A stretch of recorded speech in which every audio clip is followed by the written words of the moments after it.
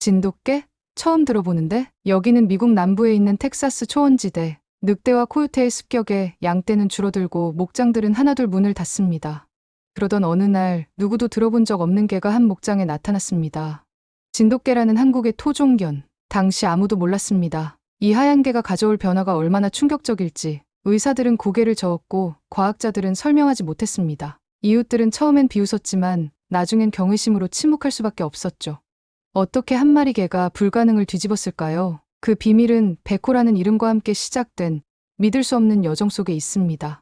저는 햇볕이 따가운 어느 화요일 오후 의사의 입에서 나온 폐암말기라는 단어를 들었습니다. 6개월에서 길어야 1년, 그것이 제게 남은 시간이었죠.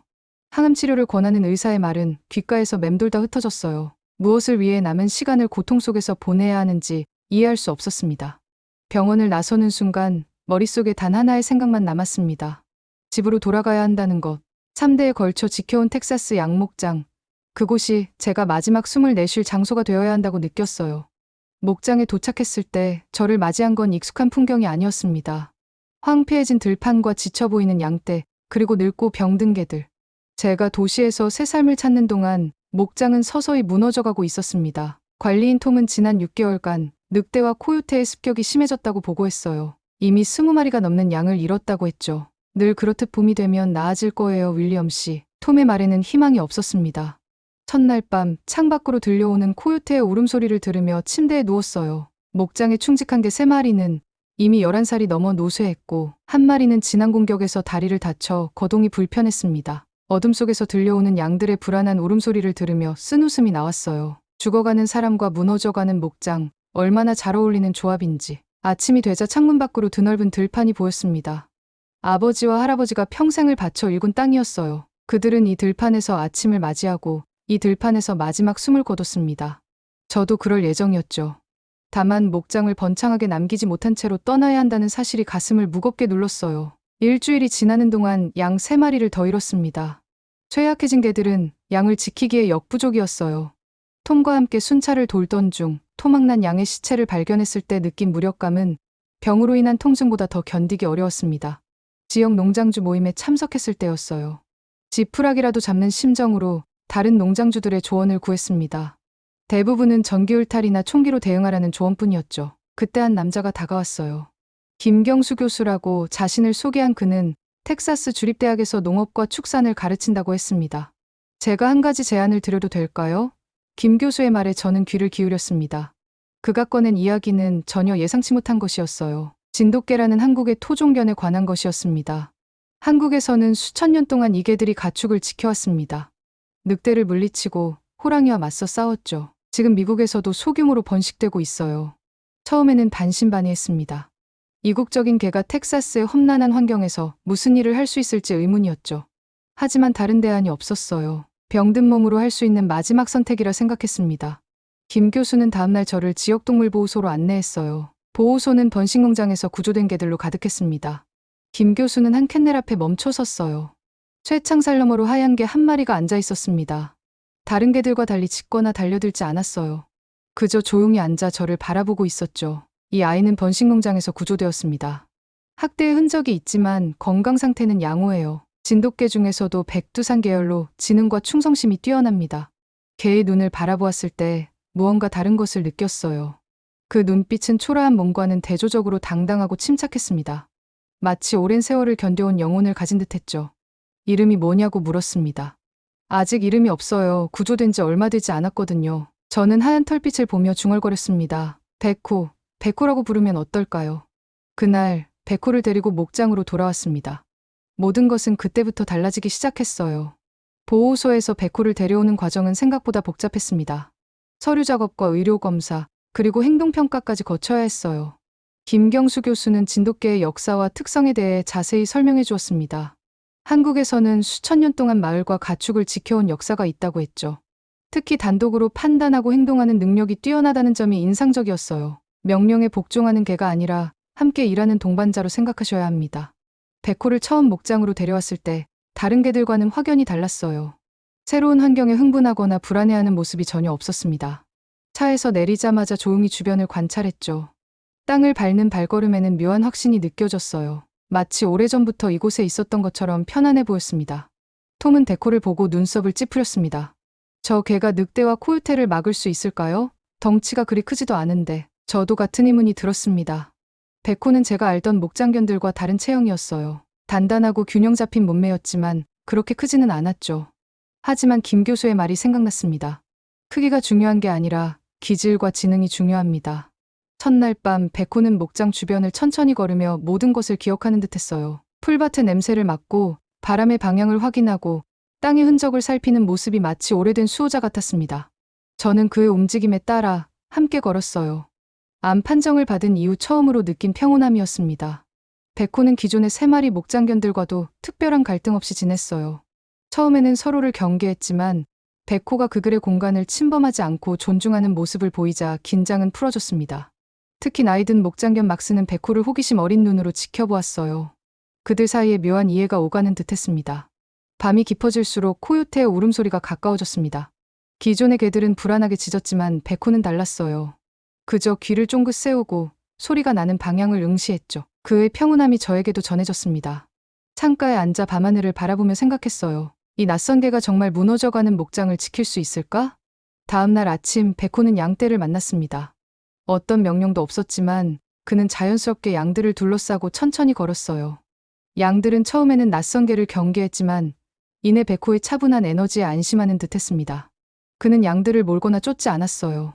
그저 함께 있는 것만으로도 양떼는 질서를 유지했습니다. 신기하군요. 톰이 중얼거렸습니다.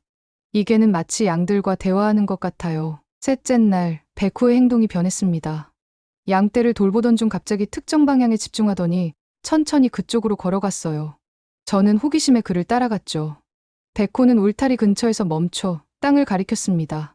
자세히 보니 땅에는 발자국과 함께 울타리가 파헤쳐진 흔적이 있었어요. 톰이 확인해 줬어요. 코요테가 드나든 흔적입니다. 어떻게 이 개가 알았지? 저는 베코의 등을 쓰다듬었습니다. 그의 털은 햇빛 아래 은색으로 빛났어요. 그제서야 깨달았습니다. 이 개는 단순한 보호자가 아니었습니다. 그는 관찰자였어요. 세상의 미세한 변화를 감지하고 위험을 예측하는 능력을 가진 존재였죠. 그날 저녁 저는 베코에게 특별한 식사를 대접했습니다. 소고기 한 조각을 건넸을 때 그는 조심스럽게 받아 먹었어요. 그리고 제 손을 한번 핥았습니다. 그 순간 묘한 연결감이 느껴졌어요. 우리는 둘 다 상처받은 존재였습니다. 저는 병으로, 그는 학대로. 하지만 지금 이 순간 우리는 서로를 필요로 했죠. 그날 밤 제 방에서 베코가 문가에 앉아 저를 바라보았습니다. 처음으로 그를 방 안으로 초대했어요. 그는 조용히 들어와 침대 옆에 누웠습니다. 캄캄한 어둠 속에서도 그의 하얀 털은 은은히 빛났어요. 그날 밤 저는 이상하게 평온한 마음으로 잠들 수 있었습니다. 마치 오래된 친구가 곁을 지켜주는 것 같았어요. 아침이 되자 베코는 이미 밖에서 대지를 바라보고 있었습니다. 그의 눈빛을 따라가니 지평선 너머로 떠오르는 태양이 보였어요. 그 순간 무언가를 깨달았습니다. 이 개는 단순히 양을 지키는 존재가 아니었습니다. 그는 이 땅을 이해하고 느끼고 보호하려는 의지를 가진 존재였어요. 가축을 지키는 개인 동시에 이 대지의 일부로서 자신의 영역을 수호하고자 하는 본능을 가진 생명체였습니다. 베코와 함께한 일주일이 지났습니다. 그동안 저는 베코의 특별한 습관들을 알아가기 시작했죠. 그는 대부분의 개와 달리 짖지 않았어요. 소리를 내는 대신 모든 감각을 동원해 주변을 관찰했습니다. 아침마다 높은 언덕에 올라가 들판 전체를 내려다보는 것으로 하루를 시작했죠. 마치 군사가 전장을 파악하듯 주변 지형을 머릿속에 그리는 듯했어요. 베코의 일과는 단순하지만 목적이 뚜렷했습니다. 양떼 주변을 돌며 위험 요소를 확인하고 목장 외곽을 순찰하며 경계선을 만들었어요. 처음에는 그저 산책하는 것처럼 보였지만 매일 같은 경로를 따라 움직이는 것을 보니 계획적인 행동이었음을 깨달았습니다. 그는 자신만의 방식으로 자신만의 영역을 만들고 있었어요. 네 번째 날이었습니다. 베코가 갑자기 특정 지점에 집중하더니 저를 바라보았어요. 그의 눈빛을 따라가 보니 북쪽 언덕 아래에 이상한 흔적이 보였습니다. 가까이 가보니 코요테의 발자국과 배설물이 있었어요. 베코는 그곳에서 멈춰 냄새를 맡았고 저는 그의 행동을 지켜봤습니다. 갑자기 그가 다른 방향으로 움직였어요. 따라가 보니 5m 떨어진 곳에서 또 다른 흔적을 발견했습니다. 바닥에 남은 발자국을 보며 놀랐어요. 적어도 3마리 이상의 코요테가 규칙적으로 드나든 흔적이었습니다. 그들은 패턴을 가지고 있었고 베코는 그것을 파악한 것이었죠. 그제서야 깨달았습니다. 이 개는 단순히 눈에 보이는 것만 감지하는 게 아니었어요. 그는 보이지 않는 패턴, 흔적, 그리고 의도까지 읽어내고 있었습니다. 저는 톰에게 발견한 것을 알렸고 우리는 그 지역에 덫을 설치했어요.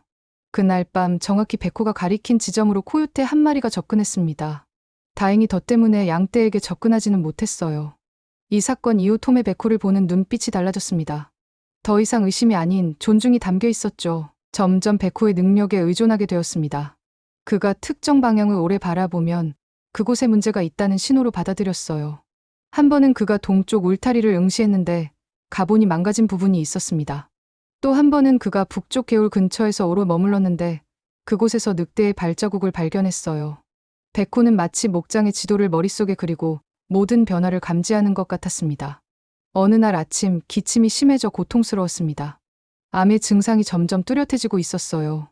현관에 앉아 고통을 참으며 들판을 바라보고 있을 때 베코가 다가와 제 옆에 앉았습니다. 그의 시선은 저가 아닌 들판 너머를 향하고 있었죠. 함께 바라보니 어떤 평화가 찾아왔어요. 그는 제게 직접적인 위로를 하지 않았습니다. 대신 자신의 방식으로 함께함을 보여주었어요. 이런 동반자가 있다는 것이 위안이 되었습니다. 일주일이 지나자 베코는 이미 목장의 중심이 되어 있었어요. 양들은 그를 따랐고 다른 개들도 그의 리드를 존중했습니다. 특히 노견 막스는 베코의 충실한 조수가 되어 함께 순찰을 돌았죠. 두 개 사이에 어떤 대화가 오가는지 알 수 없었지만 그들은 완벽한 팀워크를 보여주었어요. 저는 베코를 관찰하며 많은 것을 배웠습니다. 그는 결코 과시하지 않았어요. 필요 이상의 힘을 쓰지 않았고 불필요한 움직임도 없었습니다. 마치 오래된 현자처럼 모든 상황을 관조하고 필요한 순간에만 정확히 개입했죠. 그의 모든 행동에는 목적이 있었고 그 목적은 언제나 이 땅과 그 위에 사는 모든 생명을 보호하는 것이었습니다. 어느 날 밤 달빛 아래 베코가 언덕 위에 앉아있는 모습을 보았어요. 그 순간 그는 마치 이 대지의 수호신처럼 보였습니다. 하얀 털이 달빛에 반짝이며 은색으로 빛났죠. 저는 그 모습을 오래도록 기억에 담았습니다. 암으로 인해 점점 기력이 떨어지고 있었지만 베코를 보고 있으면 이상하게 힘이 솟았어요. 그는 제게 무언가를 말하고 있었습니다. 비록 죽음이 다가오고 있지만 그때까지 해야 할 일이 있다는 것을. 이 땅을 지키고 보호하고 사랑해야 한다는 것을. 열흘째 되는 날 베코의 행동이 달라졌습니다. 그는 평소보다 더 자주 북쪽 경계를 순찰했고 그곳에서 오래 머물렀어요. 저는 그의 행동을 신뢰했기에 톰에게 북쪽 경계를 강화하자고 제안했습니다. 그날 밤 우리의 예상대로 늑대 한 마리가 목장 근처에 나타났어요. 하지만 강화된 경계 덕분에 접근하지 못했습니다. 이 사건 이후 저는 완전히 확신했어요. 이 개는 단순한 동물이 아니었습니다. 그는 이 땅의 수호자였죠. 저는 베코가 위험과 마주하는 첫 순간을 절대 잊지 못할 겁니다. 그날은 유난히 바람이 거셌고 하늘은 먹구름으로 뒤덮여 있었어요. 양떼를 헛간으로 옮기던 중이었습니다. 베코는 평소처럼 조용히 양떼 주변을 돌고 있었죠. 그때였습니다. 갑자기 그의 몸이 굳어졌어요. 뒤를 쫑긋 세우고 북쪽 숲을 응시했습니다. 저와 톰은 그의 시선을 따라갔지만 처음에는 아무것도 보이지 않았어요. 하지만 베코는 움직이지 않았습니다. 그저 숲을 바라볼 뿐이었죠. 몇 초 후 저는 회색 늑대 한 마리가 숲 가장자리에 서 있는 걸 볼 수 있었습니다. 크고 건장한 녀석이었습니다.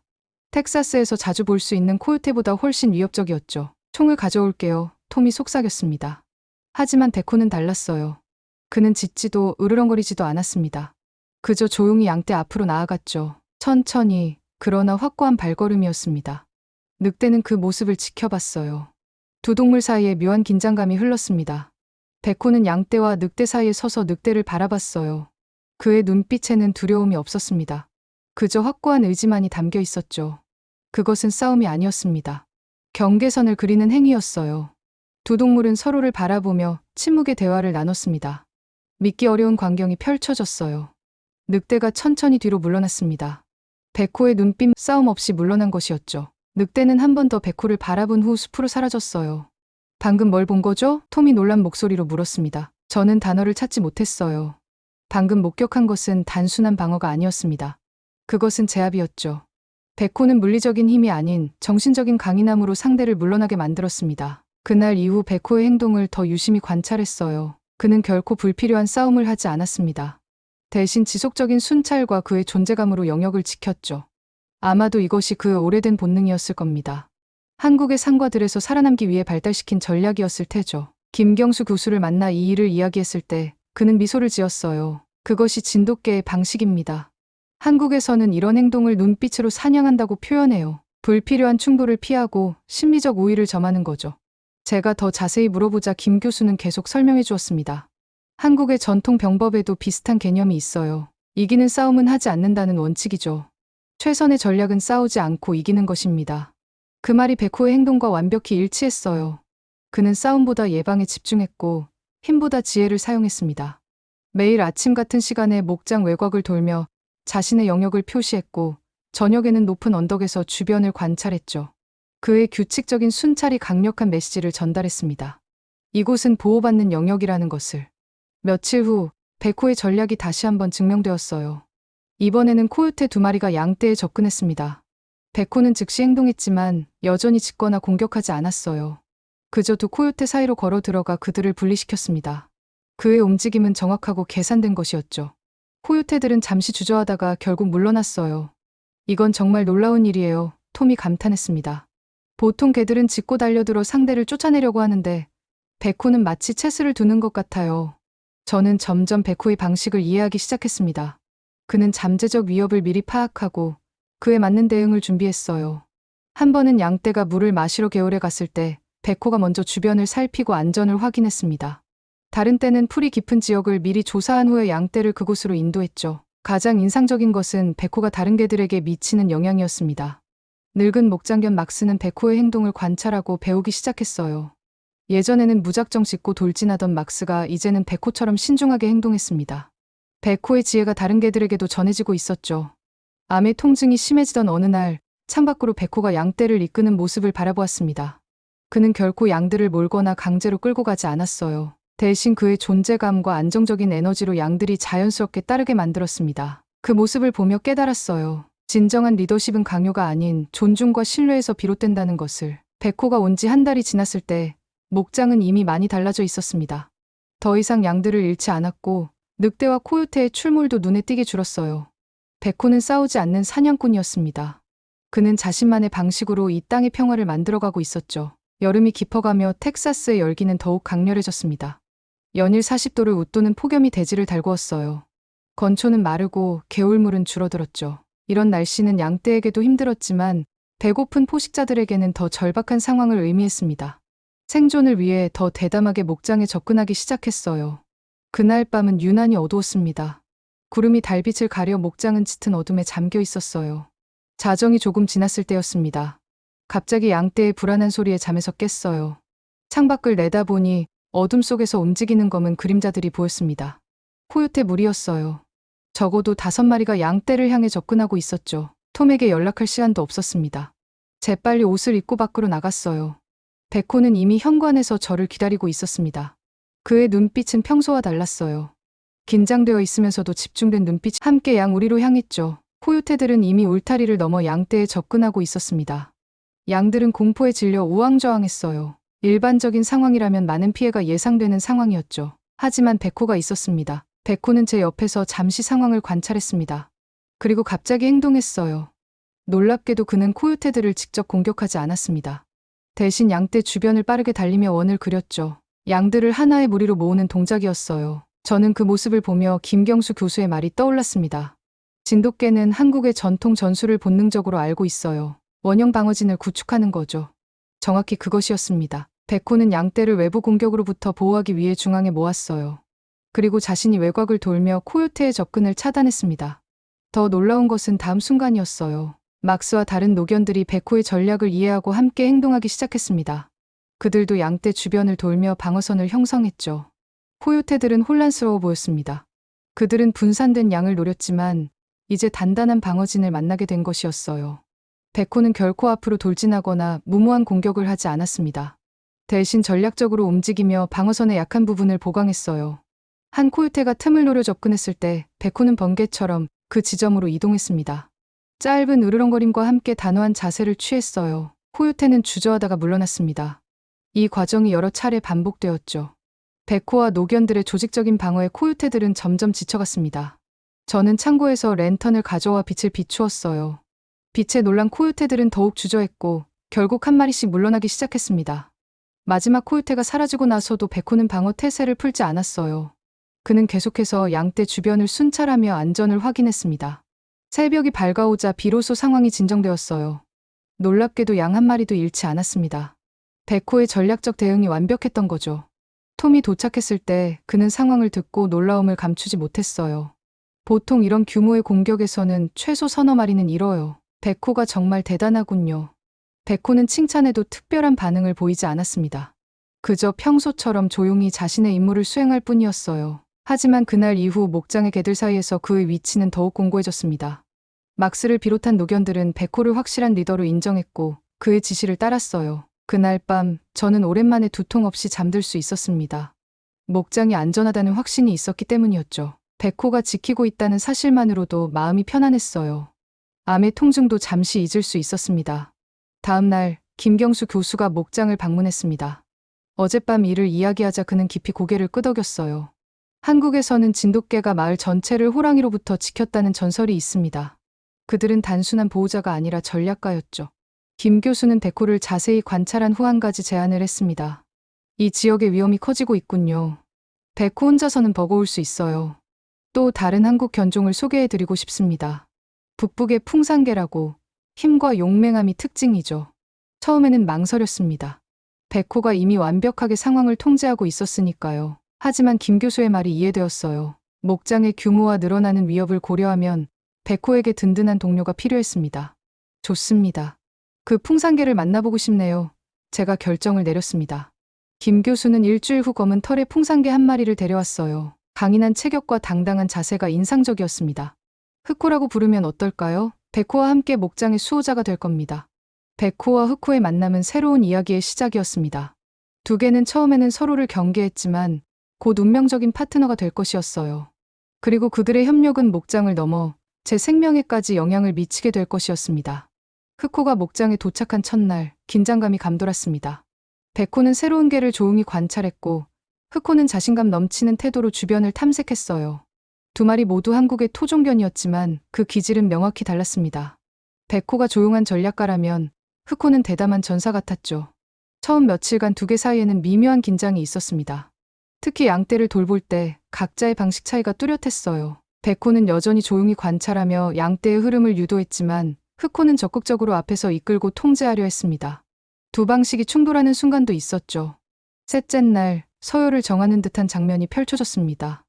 양떼가 북쪽 초원으로 이동하던 중 흑호가 갑자기 앞으로 나서서 방향을 바꾸려 했어요. 백호는 잠시 그를 지켜보다가 조용히 다가가 흑호 앞에 섰습니다.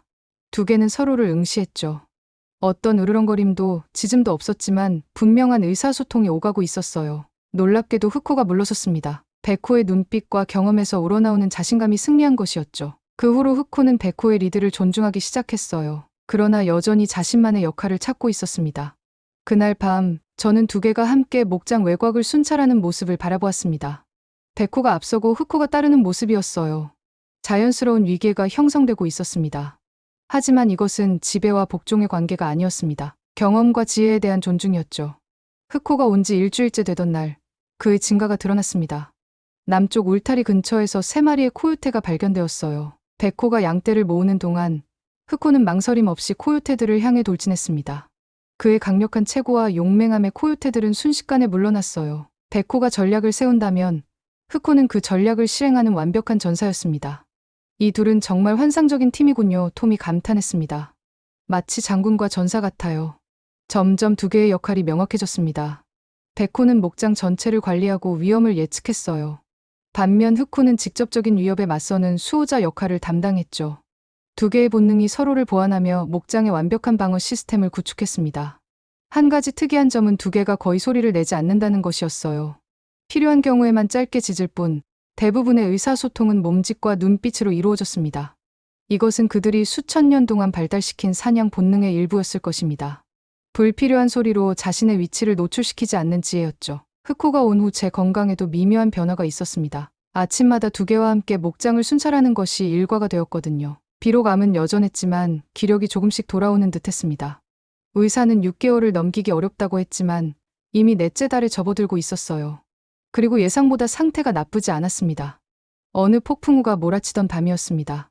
갑작스러운 번개와 천둥에 양떼가 놀라 우리를 벗어날 뻔했어요. 그때 백호와 흑호의 완벽한 협업이 펼쳐졌습니다.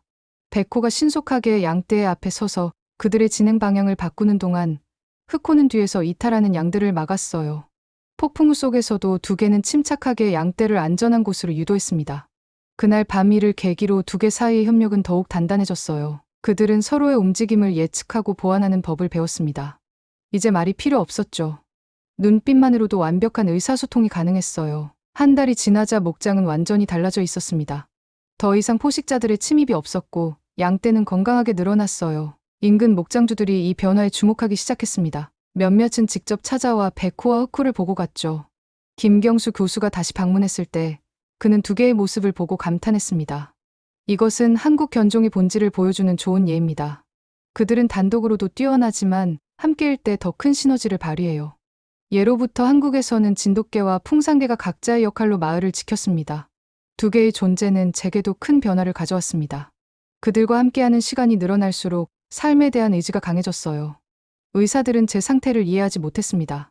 암은 여전히 있었지만 예상보다 천천히 진행되고 있었죠. 어쩌면 이것은 목적을 가진 삶의 힘이었을지도 모릅니다. 모든 것이 순조롭게 흘러가는 듯했어요. 하지만 자연은 항상 새로운 도전을 준비하고 있었습니다. 그리고 백호와 흑호는 곧 그들의 존재 이유를 증명할 가장 큰 시험을 맞이하게 될 것입니다. 어느 한적한 봄날 저녁이었습니다. 노을이 지평선을 붉게 물들이고 양떼는 평화롭게 풀을 뜯고 있었어요. 저는 백호와 흑호와 함께 언덕 위에 앉아 그 광경을 바라보고 있었습니다. 5달 전 폐암 판정을 받고 죽음을 기다리던 제가 지금은 이렇게 살아있다는 사실이 놀라웠어요. 갑자기 두 개의 태도가 변했습니다. 백호의 귀가 쫑긋 서더니 흑호도 즉시 긴장된 자세를 취했어요. 그들의 시선이 동시에 서쪽 숲을 향했습니다. 무언가 강력한 존재가 다가오고 있음을 직감했죠. 무슨 일이지? 저는 중얼거렸습니다. 곧 그 대답이 눈앞에 나타났어요. 숲에서 나타난 것은 코요테도 늑대도 아니었습니다. 거대한 퓨마였죠. 북미 최상위 포식자 중 하나인 이 산고양이는 이 지역에서 보기 드문 존재였어요. 하지만 지난 폭풍으로 서식지가 교란되면서 낯선 영역으로 이동한 것 같았습니다. 퓨마는 양떼를 노려보며 천천히 접근했습니다. 이 강력한 포식자 앞에서 모든 것이 정지된 듯했어요. 심장이 빠르게 뛰었습니다. 이런 상황에서는 보통 사람들이 총을 사용하지만 저는 백호와 흑호를 믿기로 했어요. 놀랍게도 두 개는 전혀 두려워하지 않았습니다.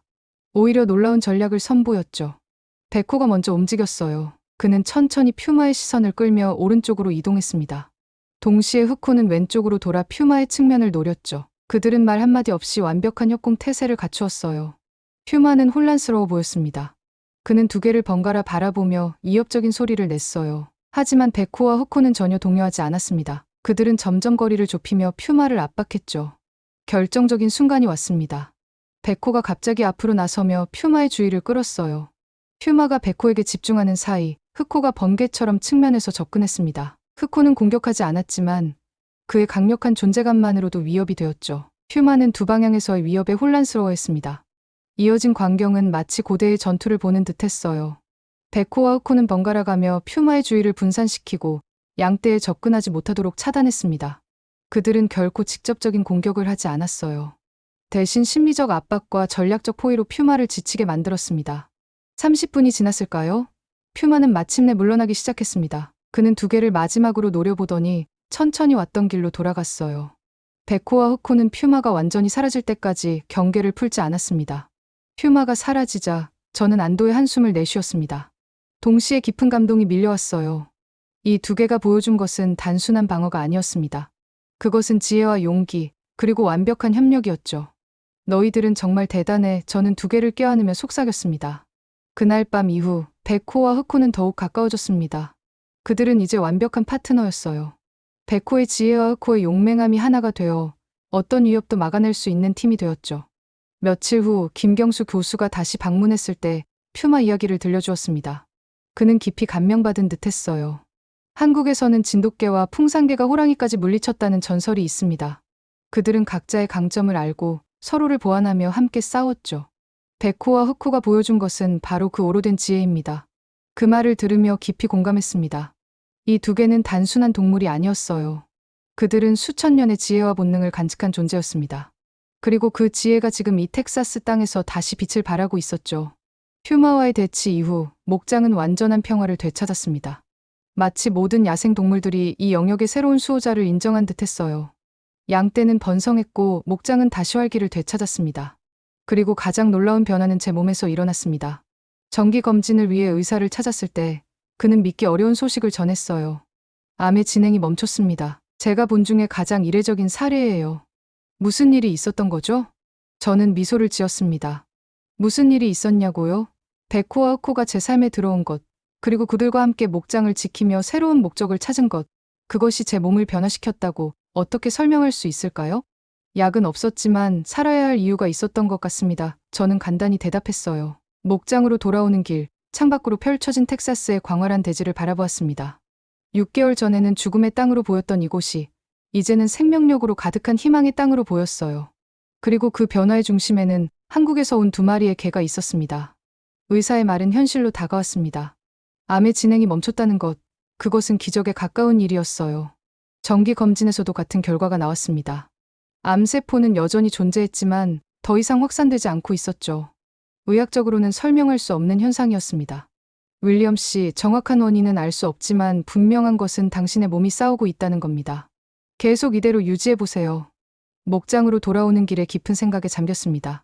백호가 처음 왔을 때 저는 죽음을 기다리는 사람이었어요. 그리고 지금 8개월이 지났습니다. 의사가 예상한 시간을 넘어 저는 여전히 살아있었죠. 단순한 생존이 아니라 활력을 되찾고 있었습니다. 목장에 도착하자 백호와 흑호가 현관에서 저를 기다리고 있었어요. 그들은 제 얼굴을 보고 무언가를 감지한 듯 했습니다. 특히 백호의 눈빛은 제 상태를 이해하는 것 같았어요. 둘 다 조용히 다가와 제 곁에 붙어 앉았습니다.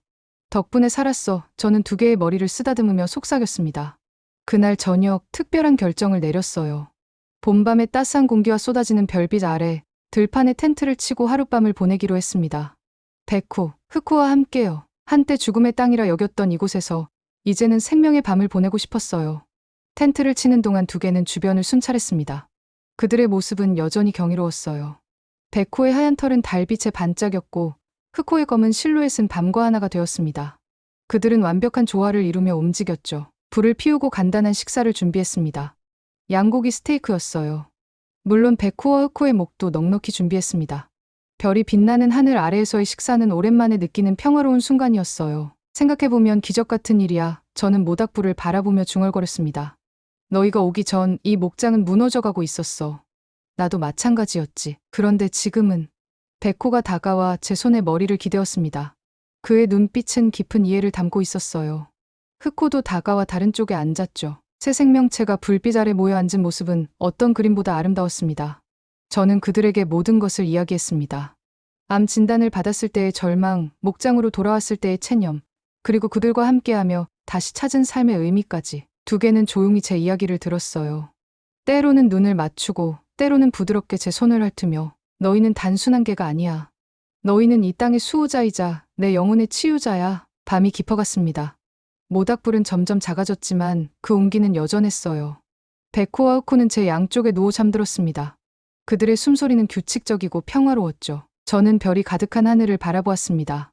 진돗개와 풍산개, 한국에서 온 이 2 생명체가 제 삶을 바꾸다니 참 신기한 인연이었어요. 다음 날 아침 동이 트기 전에 깨어났습니다. 백호와 흑호는 이미 일어나 주변을 살피고 있었어요. 저도 텐트에서 나와 그들과 함께 언덕 위에 올랐습니다. 동쪽 하늘이 붉게 물들기 시작했죠. 한국에서는 이런 순간을 어떻게 부를까? 저는 문득 궁금해졌습니다. 김경수 교수에게 물어보니 그것은 새벽이라고 했어요. 밤과 낮의 경계에 어둠에서 빛으로 변화하는 순간, 백호와 흑호는 이 새벽을 맞이하며 서 있었고 저도 그들과 함께였습니다. 태양이 수평선 위로 떠오르자 목장 전체가 금빛으로 물들었어요. 양떼가 하나둘 깨어나 풀을 뜯기 시작했습니다. 백호와 흑호는 여전히 그들을 지켜보고 있었죠. 이 광경은 한 폭의 그림처럼 아름다웠습니다. 돌아보니 목장은 완전히 달라져 있었어요. 무너져가던 울타리는 수리되었고 마른 들판은 다시 푸르름을 되찾았습니다. 양떼의 숫자도 늘었죠. 그리고 가장 큰 변화는 제 안에서 일어났습니다. 삶에 대한 열정이 다시 깨어난 것이었어요. 일주일 후 아름다운 소식이 전해졌습니다. 추가 검사 결과 암세포가 줄어들고 있다는 것이었어요. 의사는 여전히 의학적으로 설명할 수 없다고 했지만 제게는 그 이유가 분명했습니다. 백호와 흑호, 그리고 이 목장이 제 몸과 마음을 치유한 것이었죠. 김경수 교수는 이 소식을 듣고 깊이 감동했습니다. 한국에는 오래된 믿음이 있어요. 진정한 치유는 약이 아니라 영혼의 균형에서 온다는 거죠. 백호와 흑호가 당신에게 그 균형을 가져다 준 것 같습니다. 이 이야기는 지역 사회에 퍼져나갔어요. 사람들이 백호와 흑호를 보기 위해 목장을 찾았습니다. 그들은 두 개의 이야기에 감동했고 일부는 직접 한국 견종을 입양하기도 했죠. 작은 변화가 큰 파문을 일으키고 있었습니다. 백호와 흑호는 여전히 매일 아침 목장을 순찰했습니다. 그들의 존재 덕분에 목장은 평화를 유지했어요.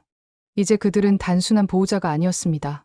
그들은 이 텍사스 땅의 전설이 되었죠. 1년이 지난 어느 날 저는 의사로부터 믿을 수 없는 소식을 들었습니다. 암이 완전히 사라졌다는 것이었어요. 의학적 기적이라고 했죠. 하지만 제게는 기적이 아니었습니다. 그것은 사랑과 목적, 그리고 이 땅과의 연결에서 비롯된 자연스러운 치유였어요. 목장으로 돌아오는 길, 백호와 흑호가 언덕 위에서 저를 기다리고 있었습니다. 그들은 이미 알고 있는 듯 했어요. 저는 차에서 내려 그들에게 달려갔습니다. 새 생명체가 언덕 위에서 포옹하는 순간 텍사스의 바람이 우리를 감쌌습니다. 고마워, 백호, 흑호. 너희는 내 삶을 구했어. 두 개는 조용히 대답했습니다. 그들의 눈빛, 그들의 존재로 그들이 남긴 것은 단순한 보호가 아니었습니다. 그것은 삶의 유산이었어요. 죽음의 땅에서 생명의 땅으로, 절망에서 희망으로의 여정.